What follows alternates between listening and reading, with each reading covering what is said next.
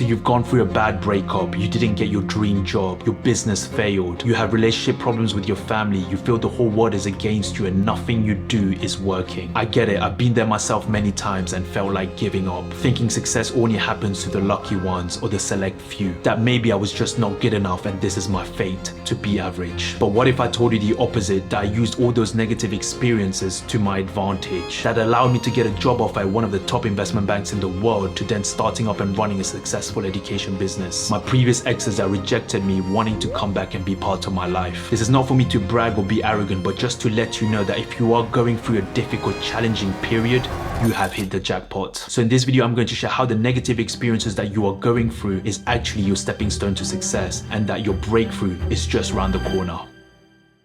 The first step is going to sound harsh, but I have to be real with you. You need to get hurt. Let me ask you a question. Do you think that when everything goes well for you that you will change? Change your ways, your habits, your way of thinking, your perspective on life? You wouldn't. Why? Because everything is going well, nothing bad is happening, so why change? If you want to be on the path to success, to be the best version you can be, you need to change, you need to adapt. Change does not happen when things go well. Change happens when something has gone terribly wrong or when things are not working out for you. When I went to see my father for the first time in over 15 years, I'll be very honest, it scared me to death. What made it worse is that he was in hospital coming back from a coma. Imagine this was your father, how do you think it would make you feel? I had no idea how he looked, how he talked, how he would look at me as his son. I had hundreds and hundreds of thoughts running in my mind at 100 miles per hour. Fear, anger, sadness, resentment, my heart beating faster and faster each time those thoughts and emotions were running through my mind and body. It was not an experience I enjoyed at all. I played with every reason of not going, of not confronting him, because it was the easy decision to do. It was the easy decision to make of not getting hurt. But when I looked at myself deeply and asked some tough questions, will I regret not seeing my father if he passed away? Will I be okay with carrying that heavy burden for the rest of my life of not seeing him one last time and talking to him before he left this earth? Will I be okay with this? As difficult and challenging it was to ask those questions, I could not live my life in regret. The regret itself is a heavier burden to carry. I put myself in going through that tough experience. It was an earth-shattering experience, one that you would not wish on your worst enemy. Seeing my father for the first time shook my world to the core. I cried like I never cried before, so hard that I was brought down to my knees. That day broke me as a young kid, but in that I rose and became a stronger man. When I look back, I'm so glad that I went through it. It was something I had to go through so I can grow as an individual, but at the same time giving me some sort of closure and peace that I was seeking all these years. When you are going through a difficult period in your life,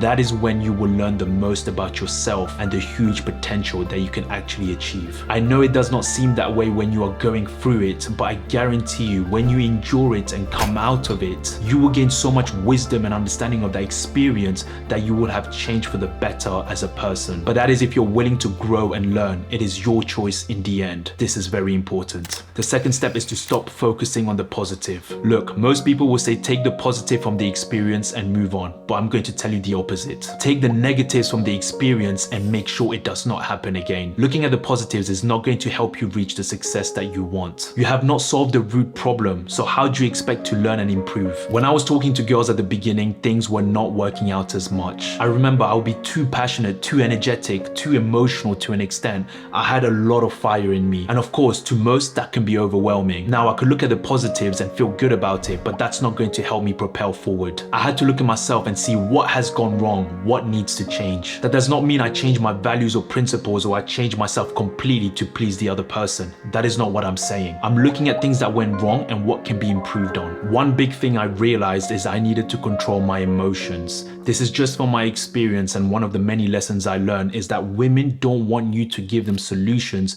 when they come to you with problems. I used to remember that whenever there was problems, my head was like, okay, there is a problem, here's a solution. And every time, my exes were just saying, okay, the problem is still there. And I said, hold up, but we just solved the problem. I will get angry, I will get annoyed, I will get frustrated. And I realized then that women want you to to feel their problems. They don't want solutions. They want you to experience the emotions that they're going through. And that's why they want to share that with you. So instead of you giving solutions, they want you to listen with them. They want you to experience what they're going through, the emotional roller coaster that they're going through. Now, of course, in certain occasions that is fine, but in most occasions, problems need to be solved or no one is moving forward. So what I learned here is to be firm when the occasion calls for it. There is nothing wrong with that. In fact, they will like you even more when you are firm and you say no, but at the same time being encouraging and listening when they needed it. This is one of the many things I learned, but it's just to give you an example. If things did not go the way you wanted it to go, something you are doing or not doing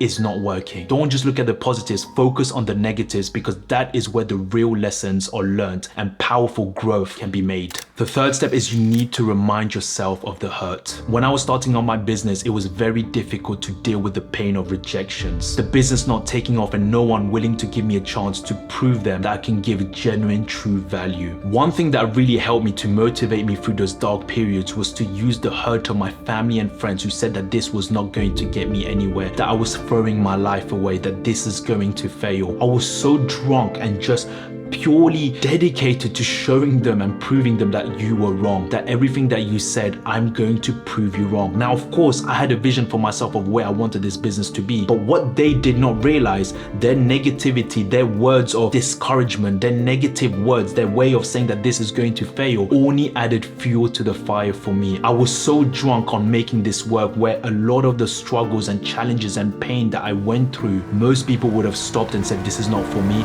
I still plowed through because I didn't have that mindset of I'm gonna give up. I was just purely dedicated and tunnel vision of making sure that I'm going to make this work no matter what. I was letting the hurt that I got from my family and friends to propel me 10 steps ahead. I was using the hurt as petrol, as gas, as fuel to keep me pushing forward, so that even in those dark periods, even in those dark days when everything was crumbling down, there was never the option of me saying, I'm stopping this, I'm giving up. I kept reminding myself of the hurt that I went through during those dark periods, during those vulnerable days, and saying to myself, no, I am going to make sure that this works. There is no option of quitting. I'm going to do whatever it takes and do everything that I can in my power to make sure that I see the light of this, to make sure that this becomes a success. When you are going through your own struggles, when you are going through those negative experiences, those hurt, those rejections, those pain, let it fuel you. Let it bring something out of you. Get yourself angry, get yourself worked up, because you are going to go through periods of times where it is difficult, it is challenging. You know, life is going to hit you, but during those stages where life hits you, you want to remind yourself of the hurt, the experience that you went through, the rejection that you went through, the pain that you went through, and you use that pain and rejection that you went through as motivation to say to yourself,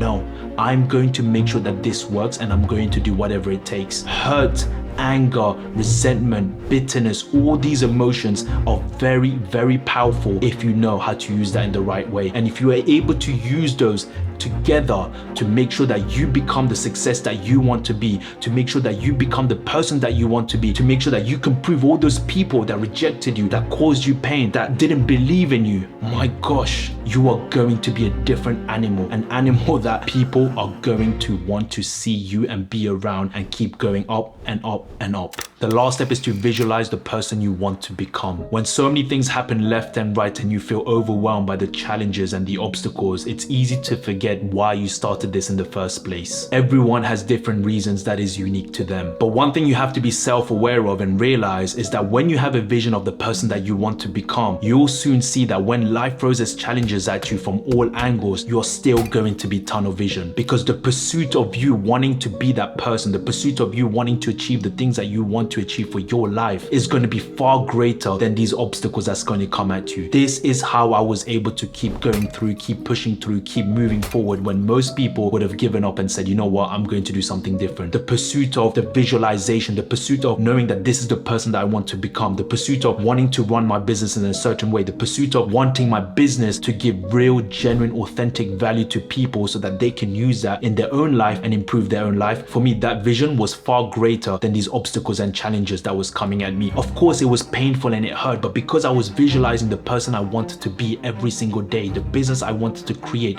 every single day, that completely outweighed the rejection, the pain, the hurt. And if you can keep having that vision in your mind, going through it every single day of the person that you want to be and the things that you want to achieve, you will see that everything else becomes secondary, because your vision, the person you want to become, the things that you want to achieve is going to be your number one priority. Now, if you want to know why your rejections are the key to your success, I have a video for you here that you can check out. Everything starts from zero. When are you going to start? Peace.